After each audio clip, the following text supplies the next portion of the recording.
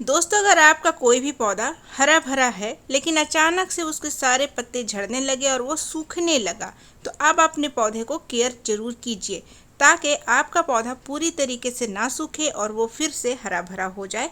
जैसे कि ये एक मेरा पौधा है, ये पूरे तरीके से देखिए आप सूख चुका है। मैं इसे निकाल करके फेंकने ही वाली थी, अचानक से एक तुक्का मैंने लगाया और इस पौधे में फिर से नए नए पत्ते आने लगे हैं। तो जानने के लिए वीडियो में जरूर बने रहिएगा। दोस्तों, आपका अपने ही gardening channel gardening with moms में एक बार फिर से बहुत बहुत स्वागत है। ये वीडियो यूट्यूब पे देख रहे हैं तो चैनल को सब्सक्राइब जरूर करें। फेसबुक या इंस्टाग्राम पे देख रहे हैं तो पेज को फॉलो करना ना भूलें। चलिए वीडियो को शुरू करते हैं। दोस्तों, जब पौधा आपका सूख गया है तो सबसे पहले आप उसके पीछे का कारण जानेंगे, तब आप उसकी ट्रीटमेंट करेंगे तो पौधे को ज़्यादा असर करेगा और ज़्यादा लाभ होगा। जैसे कि ये एक मेरा रंगून क्रीपर का प्लांट है, तो इसके साथ मैंने पिछले महीने गार्डन की अपनी साफ़ सफाई की थी, तो इसका जगह हमने थोड़ा बदल दिया। जैसे ही हमने इसे जगह बदला, मतलब कि थोड़ा ये शेडी एरिया में था, फिर हमने इसे धूप वाले एरिया में शिफ्ट कर दिया। क्योंकि ये रंगून क्रीपर का प्लांट है, इसे 100% डायरेक्ट सनलाइट पसंद है क्योंकि इसमें फ्लावरिंग होती है। जैसे ही मैंने इसे धूप में शिफ्ट किया, ये पौधा हमारा धीरे धीरे सूखने लगा। फिर कुछ दिनों के बाद, एक हफ्ते के बाद, मैंने इसे वापस से शेड में शिफ्ट कर दिया, लेकिन कोई फ़ायदा हुआ नहीं। पत्ते सारे झड़ना जो स्टार्ट हुए वो झड़ते गए। उसके बाद इसके ब्रांचेस भी सूखते गए। आप देख सकते हैं इसके ब्रांच किस हद तक सूख गए हैं। इसे कोई नहीं कह सकता कि इसमें वापस से नए पत्ते आएंगे। कई बार आप लोगों के कमेंट्स आते हैं कि आप लोगों को अगर इतनी जानकारी है पौधों की, तो फिर आपके पौधे ख़राब क्यों होते हैं? आपके पौधे हमेशा अच्छे बने रहने चाहिए। तो जी हाँ, ये बात भी आपकी बिल्कुल सही है, लेकिन कभी कभार हर कुछ किसी को मालूम नहीं होता है। अब जैसे ये फूलों वाला पौधा था तो मैंने इसे डायरेक्ट सनलाइट में रख दिया, तो ये तो मैंने अच्छा ही सोच के किया था, लेकिन इसका प्रभाव उल्टा हो गया। लेकिन ऐसा क्या हुआ कि जब मैंने इसे डायरेक्ट सनलाइट में शिफ्ट किया तो इसके पत्ते सूखने लगे? ऐसा क्यों हुआ? आप भी अगर अपने पौधे को बचाना चाहते हैं तो उसका पीछे का जो भी इतिहास है पौधे का, अगर आपने उसे पानी ज़्यादा डाला है या डायरेक्ट सनलाइट से शेड में शिफ्ट किया है या शेड से सनलाइट में शिफ्ट किया है या फिर खाद वगैरह ज़्यादा डाल दी है 15 दिन के गैप से कम में, तो फिर वो चीज़ें आप अपने पौधे के ऊपर सुधार करेंगे तो आपका पौधा भी ग्रोथ करने लगेगा, उसमें नई नई पत्तियां आने लगेगी। कई बार पौधे की जगह बदलने से भी पौधे हमारे खराब हो जाते हैं। तो यहाँ पर मुझे एक बात समझ में आई कि अगर हम अपने फूलों वाले पौधे को अगर सेमी शेड में रखे हुए हैं काफ़ी दिनों से और उसे फिर शिफ्ट हम डायरेक्ट सनलाइट में करते हैं, तो पौधे हमारे पत्ते क्यों झाड़ने लगता है? इसके पीछे का एक कारण मुझे समझ में आया है, जो मैं आपके साथ भी शेयर करूंगी। लेकिन उससे पहले देखिए कि अब मेरे पौधे में हर एक ब्रांच में, मैक्सिमम ब्रांच में आपको न्यू शूट्स आते नज़र आ रहे हैं, छोटे छोटे हरे हरे। तो ये काफ़ी अच्छा संकेत है कि अब मेरा पौधा जल्द ही हरा भरा होने वाला है। नहीं तो बस इसमें लकड़ी ही बची थी ब्रांच के नाम पे और पत्ते तो एक भी नहीं बचे थे। काफ़ी घना बुशी ये मेरा पौधा था। आप इसके ब्रांचेस से अंदाज़ा लगा सकते हैं, लेकिन इसमें एक भी आपको हरे पत्ते नहीं नज़र आ रहे, सारे झड़ चुके हैं। लेकिन अब इसमें कुछ नए नए पत्ते आने लगे हैं पिछले एक हफ्ते से। तो मैं इस वीडियो में आपके साथ शेयर करूंगी कि ऐसी कौन सी चीज़ हमने इसमें डाली कि जिससे हमारा सूखता हुआ पौधा नहीं बल्कि सूखा हुआ पौधा फिर से हरा भरा होने लगा है। लेकिन कुछ ज़रूरी बातें हैं जो आप ध्यान से सुनिए। जैसे ही आपने पौधे को शेड में रखा था, सनलाइट में शिफ्ट करने के बाद सूखने लगा, तो आप इसे फिर शेड में शिफ्ट कर दें। अगर आप पानी ज़्यादा डाल रहे थे तो पानी थोड़ा कम कर दें। खाद बहुत अधिक डाल रहे हैं टाइम टू टाइम, वो भी कम कर दें। मतलब कुछ दिन खाद डालना बिल्कुल बंद कर दें। अगर आपका पौधा डायरेक्ट सनलाइट में सूख रहा है तो फिर उसे सेमी शेड में शिफ्ट कर दें। इस तरीके से आप अपने पौधे को केयर भी करें और ये चीज़ भी देखते जाएं साथ ही साथ डे बाय डे कि पौधे में सुधार हो रहा है या फिर पौधे में डीग्रोथ हो रहा है। ये हो गई ध्यान देने वाली बात। अब करने वाली जो बात है वो आप ध्यान से सुनिए। सबसे पहले पौधे की आप मिट्टी की गुड़ाई कर लें। ये काफ़ी ज़्यादा इम्पॉर्टेंट प्रोसेस है अगर आप अपने पौधे को बचाना चाहते हैं तो। ये मिट्टी की गुड़ाई काफ़ी ज़्यादा सिंपल काम है, लेकिन इसे हल्के में मत लीजिएगा। मिट्टी की गुड़ाई कीजिए। आप देख सकते हैं कि इसमें जो है रूट्स कितने ज़्यादा बन चुके हैं। मिट्टी की गुड़ाई हम कर रहे हैं तो रूट्स भी साथ ही साथ टूट रहे हैं और दिखाई भी दे रहे हैं। तो इससे हमें ये समझ में आता है कि जब ये पौधा फूलों वाला था लेकिन ये शेड में था तो किसी वजह से ये नमी बनाए रखता था और इसके पत्ते हरे भरे थे। लेकिन जैसे ही हमने इसे धूप में शिफ्ट किया, चूँकि इसमें जड़ें तो बिल्कुल भर चुकी है, तो इस सिचुएशन में पौधा जो है ज़्यादा धूप बर्दाश्त नहीं कर पाया, क्योंकि इसमें नमी जो है ज़्यादा देर तक नहीं रहती थी, क्योंकि मिट्टी इसमें काफ़ी ज़्यादा कम है और जड़ें ज़्यादा है। इसीलिए इसे सनलाइट में जैसे ही हमने रखा तो ये पौधा हमारा सूखने लगा। तो इन शॉर्ट अगर हम कहें तो जब आपके पौधे में रूट बॉन्डिंग की समस्या होने लगे तो पौधा धूप बर्दाश्त नहीं कर पाता है।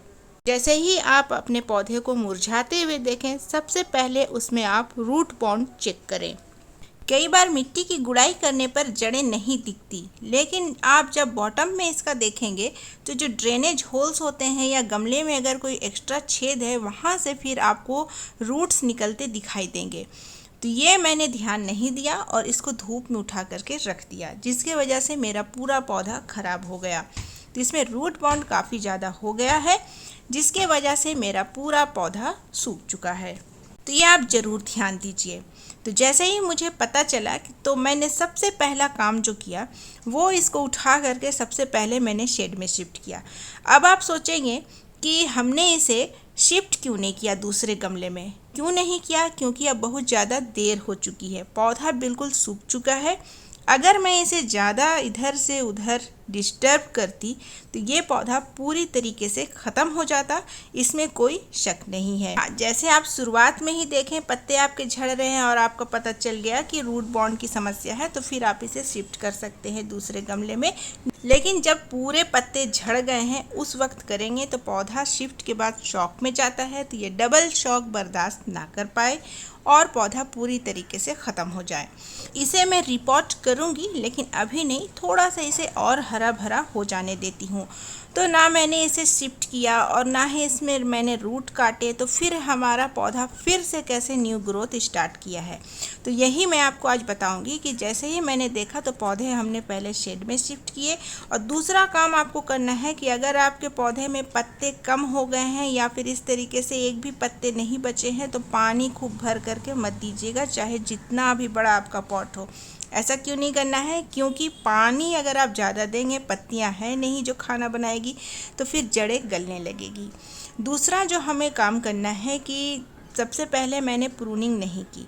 जब मैंने देख लिया कि किन किन ब्रांचेस में न्यू शूट्स आने लगे, उनको छोड़ करके अब जिसमें उम्मीद नहीं है उसे हमने कट कर लेना है।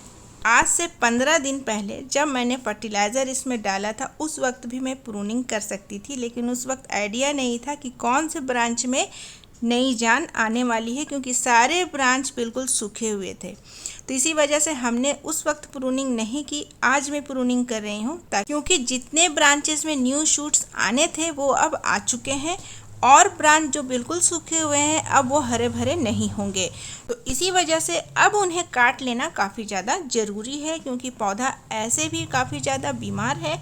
तो ये अपनी एनर्जी जो है अच्छे ब्रांचेस में लगाए ना, जिसमें नए पत्ते आने की उम्मीद है। इसीलिए हमने पूरे सूखे हुए जो ब्रांच थे उन्हें आप देखिए हमने कट कर लिए हैं। अगला जो सबसे मेन और ज़रूरी काम है दोस्तों, फर्टिलाइज करना पौधे को। और सबसे खास ध्यान ये रखना है कि कौन सा फर्टिलाइज़र आपको डालना है। इसीलिए मैं हर वीडियो में जो भी फर्टिलाइज़र डालती हूँ, साथ ही आपको कारण भी एक्सप्लेन करती हूँ कि आपको क्यों डालना है। तो ये आपको जानना बेहद ज़रूरी है, क्योंकि इस वक्त अगर आप कोई भी फर्टिलाइज़र डाल देते हैं तो हो सकता है कि पौधे को और ज़्यादा नुकसान हो जाए। इसीलिए मैं हमेशा ऑर्गेनिक फर्टिलाइज़र इस्तेमाल करती हूँ। उस पर भी ये ज़रूरी होता है कि कौन सा फर्टिलाइज़र कब इस्तेमाल करना है। तो अभी हमें प्लांट में ग्रोथ चाहिए और जड़ें पूरी तरीके से भर चुकी है, तो जड़ें भी डेवलप करनी होगी। मतलब पुराने जड़ किसी काम के नहीं होते हैं। पौधे में जो भी ग्रोथ होती है वो नए जड़ के थ्रू होती है। तो नए जड़ के लिए हमें सिनेमन मतलब कि दालचीनी का इस्तेमाल करना होता है, क्योंकि ये जड़ें डेवलप करने के लिए काफ़ी अच्छा सोर्स माना जाता है। दालचीनी जो हम घर में इस्तेमाल करते हैं खाने के तौर पर, मसाले, इसीलिए हमें दालचीनी अभी बहुत ज़्यादा ज़रूरी है इस्तेमाल करना। ये सीधा जड़ों के ऊपर असर करता है और जड़ें बहुत जल्दी इसमें डेवलप करती है। आप डालेंगे तो आपको हफ्ते, 8 दिन, 10 दिन, मैक्सिमम 15 दिन में असर आपको दिखाई देगा ही देगा, ये मेरी श्योरिटी है।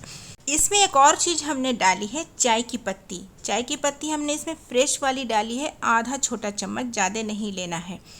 इसका इस्तेमाल हम कब करते हैं? जब पौधे में हमें ग्रोथ चाहिए, ग्रीनरी चाहिए। तो पौधे में हमें ग्रोथ तो चाहिए ही, क्योंकि इसमें बिल्कुल भी पत्ते नहीं बचे हैं। तो ये हमने लिया है आधा छोटा चम्मच। और दालचीनी तो आप देखें 1 इंच से भी कम आपको लेना है। हमने क्या किया, इसे बॉईल नहीं किया है। 3 से 4 घंटे पहले 1 गिलास पानी में डाल करके छोड़ दिया था। अब पानी को बिल्कुल भी डाइल्यूट नहीं करना है। इसी पानी को आपको सीधा गमले में डाल देना है, क्योंकि जब हम किसी चीज़ को डाइल्यूट करते हैं तो उसका असर थोड़ा कम हो जाता है। और इसे हमने बॉईल नहीं किया है, तो जब हमने बॉईल नहीं किया है तो डाइल्यूट करने की ज़रूरत नहीं है। बस 3 से 4 घंटे आपको पानी में डाल करके छोड़ देना है और उसी पानी को डायरेक्ट अपने पौधे में दे देना है। और ये काम आप शाम के वक्त कीजिएगा, धूप में नहीं करना है। फिर अगले 15 दिन के बाद मैं यही प्रोसेस रिपीट करूँगी। अपडेट वीडियो भी साथ में आती रहती है, लॉन्ग वीडियो के साथ साथ, तो ज़रूर देखिएगा। पौधे को मैंने अभी भी सेमी शेड में ही रखा है, मतलब कि जहाँ पर बहुत सारे पौधे हैं वहाँ पर हमने इसे रखा है, ताकि एक ह्यूमिडिटी वाला, मॉइस्चर वाला एटमॉस्फेयर क्रिएट हो। पानी मैं बिल्कुल हिसाब से देती हूँ, बहुत ज़्यादा पानी नहीं देना है। कुछ दिनों के बाद और अगर इसमें पत्ते आ जाते हैं तो फिर मैं इसे रिपोर्ट करूँगी।